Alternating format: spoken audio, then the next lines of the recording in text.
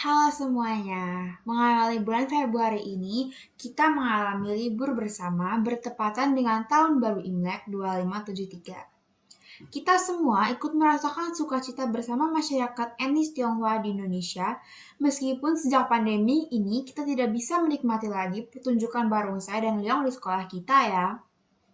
Imlek telah menjadi hari libur nasional. Sebagai bangsa Indonesia, kita perlu mengetahui lebih jauh tentang Tahun Baru Imlek. Oleh karena itu, saat ini saya Brina Dan saya Maria. akan menemani kalian mengenalnya. Nah, apa sih itu Imlek?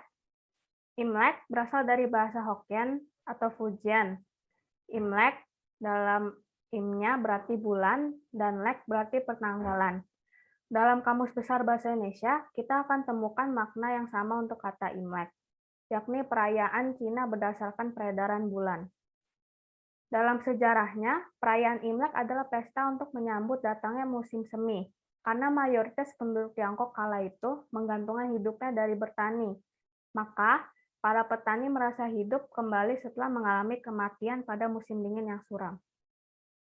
Para petani kembali mempersiapkan tanah, bibit, dan hal-hal lain yang berkaitan dengan pertanian untuk mulai lagi bercocok tanam. Oleh karena itu, perayaan Imlek dimaknai sebagai ungkapan rasa syukur atas rezeki selama setahun ini dan berharap kemakmuran akan datang pada tahun depan. Nah, kali ini kita mau melihat tradisi merayakan Imlek. Sebelum merayakan Imlek, orang Tionghoa akan membersihkan rumah mereka dari sampah dan debu. Tujuannya adalah untuk mempersiapkan diri agar seseorang bersih secara lahir batin pada hari tahun baru nanti.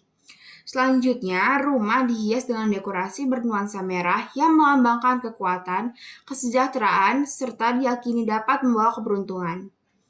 Selain mendekorasi rumah, yang juga disiapkan adalah hidangan khas Imlek. Salah satu yang sangat khas adalah Nian Kao, kue lengket dan manis yang kita kenal dengan kue keranjang. Kata Nian Kao berasal dari Nian yang berarti tahun, yang merupakan homofon untuk kata lengket, serta kata Kao yang artinya lebih tinggi. Jadi, Nian Kao bisa diartikan kesuksesan yang lebih tinggi di tahun baru. Selain disantap bersama, kue ini juga bisa diberikan kepada kerabat dan sahabat sebagai kado keberuntungan. Sekarang, kita mau lihat juga nih menu saat perayaan Imlek itu apa saja sih? Pada umumnya, semua menu Imlek dihidangkan dengan cara khusus untuk mewakili makna yang khusus. Misalnya, ayam utuh yang melambangkan kemakmuran keluarga, mie panjang yang melambangkan panjang umur, yang cara menyantapnya tidak boleh dipotong, atau kue lapis legit yang mengartikan rezeki yang berlapis-lapis. Kayaknya cukup ya bicara tentang makanan, karena bikin lapar nih guys. Padahal menu Imlek itu sudah tidak tersedia lagi sekarang. Jadi, mari kita lanjutkan ya. Malam Imlek merupakan waktu khusus untuk berdoa, baik dilakukan keluarga besar di rumah kediaman ataupun tempat ibadah. Sejumlah vihara di berbagai wilayah Indonesia membuka kesempatan bagi warga Tionghoa untuk melakukan sembahyang malam Imlek dengan menerapkan protokol kesehatan tentunya. Beberapa di antaranya menghidupkan kembali tradisi tahunan menyalakan ratusan lilin pelita sebagai simbol penerangan dalam agama Buddha. Pada hari raya Imlek, yang paling istimewa adalah kunjungan keluarga dan tentu saja angpau. Umumnya kunjungan dilakukan kepada keluarga yang lebih tua seperti kakek, nenek, dan orang tua. Ini dimaksudkan sebagai bentuk penghormatan sekaligus merupakan kesempatan untuk memelihara dan mengeratkan tali persaudaraan. Kesempatan ini sekaligus merupakan saat memberi dan menerima angpau.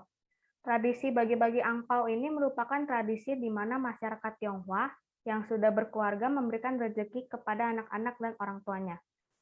Makna tradisi membagikan angpau pada saat Imlek ini berkaitan dengan transfer energi dan kesejahteraan yang juga dipercaya untuk memperlancar energi di kemudian hari. Hari Raya Imlek juga dimeriahkan untuk pertunjukan barongsai atau singa dan liong atau naga untuk menatakan keberuntungan serta mengusir roh jahat.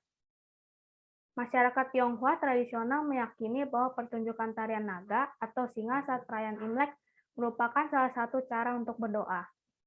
Singa adalah hewan yang melambangkan kekuatan, ketangkasan, dan keberanian. Sedangkan naga melambangkan kebijaksanaan, ketenangan, dan umur panjang. Diharapkan tahun yang baru akan mendatangkan kekayaan dan kebahagiaan. Teman-teman, apakah kalian tahu bahwa kemeriahan perayaan Tahun Baru Imlek seperti ini tuh pernah hilang dari bumi Indonesia loh? Iya, itu terjadi selama periode pemerintahan Presiden Soeharto yang kita kenal dengan masa Orde Baru. Melalui Impres nomor 14 tahun 1967, negara membatasi sejumlah aktivitas yang berkaitan dengan ritual budaya masyarakat Tionghoa. Mereka diperbolehkan melakukan peribadatan dalam lingkup keluarga saja. Tidak bisa dilakukan secara bersama, apalagi diliput dan ditayangkan di media elektronik saat itu, baik radio, televisi, maupun film. Mengapa begitu ya? Karena urusan politik yang terjadi pada sejarah kehidupan bernegara di Indonesia. Bersyukur bahwa akhirnya periode pembatasan ini berakhir dengan keputusan Presiden Kepres nomor 6 tahun 2000 yang diterbitkan oleh Presiden Abdurrahman Wahid. Bahkan 2 tahun berikutnya, melalui keputusan Presiden Megawati nomor 19 tahun 2002, Hari Raya Imlek ditetapkan sebagai libur nasional di Indonesia.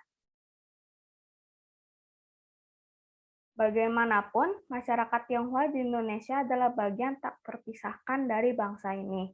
Sudah semestinya, sekecil apapun populasinya, adat istiadat dan kebudayaan yang menumbuhkan masyarakat Tionghoa perlu mendapat tempat dalam kehidupan berbangsa. Bagaimana dialami warga masyarakat Indonesia lainnya yang beraneka ragam ini. Ya, betul. Sejak lahir, masyarakat Tionghoa di Indonesia mengenal dan mengakui Indonesia sebagai tanah air mereka. Lalu, perjumpaan dengan beragam budaya di wilayah tumbuh mereka. Juga perkawinan antar budaya membuat kita semua merasa kehadiran masyarakat Tionghoa justru memperkaya keragaman Indonesia. Maka sekarang, kita bisa merayakan Imlek dengan leluasa dan kemeriahannya bisa dialami oleh siapa saja. Tentu saja, karena di balik semua kemeriahan perayaan Tahun Baru Imlek, ada banyak nilai-nilai yang kita pelajari dan kembangkan. Yang paling saya alami adalah nilai kebersamaan dan nilai kekeluargaan. Pada momen seperti ini, terasa sekali pentingnya keluarga dalam hidup saya. Dari keluarga pula, saya belajar nilai kepedulian, menjalin relasi, dan berbagi kebahagiaan dengan orang lain. Nilai lainnya adalah penghargaan. Perayaan ini menunjukkan penghargaan kami terhadap budaya leluhur, juga penghargaan terhadap orang tua atas semua jerih lelah mereka untuk kami. Papa dan Mama pun menunjukkan penghargaan terhadap orang tua mereka, dan kami merasa semakin menghargai saat-saat kebersamaan kami dalam keluarga. Oh ya, menjadi tanpa pula penghargaan segenap warga masyarakat Indonesia akan keragaman budaya bangsa kita pula loh. Tahun Baru Imlek juga menjadi saat istimewa untuk mengembangkan nilai religiositas dengan melihat kembali dan mensyukuri semua berkat yang diterima sepanjang tahun sebelumnya. Selanjutnya, memanjatkan permohonan untuk kehadiran semua kebaikan-kebaikan baru di tahun yang baru. Kami juga mempelajari nilai tanggung jawab sebagai anggota keluarga dan bekerja sama satu dengan yang lain, terutama dalam menyiapkan semua yang diperlukan untuk perayaan momen spesial ini. Ternyata nilai-nilai ini juga yang kita kembangkan di Santa Ursula BSD sekolah kita. Selain nilai kepedulian dan penghargaan, keanekaragaman budaya di antara kita sesama siswa juga membantu kita mengembangkan nilai kerjasama dan mencintai lingkungan sosial di mana kita berada. Mengenali dan menghidupi budaya dalam keluarga membuat kita semakin menyadari identitas kita sebagai pribadi yang utuh. Kesadaran ini membantu kita menumbuhkan penghargaan terhadap pribadi lain dengan keunikan masing-masing. Mari terus memelihara semangat ini menjadi warga bangsa yang berbangga akan kekayaan budaya dalam persatuan dan kesatuan sebagai Indonesia. Untuk semua yang merayakannya, selamat Tahun Baru Imlek. Selamat Tahun Baru Imlek!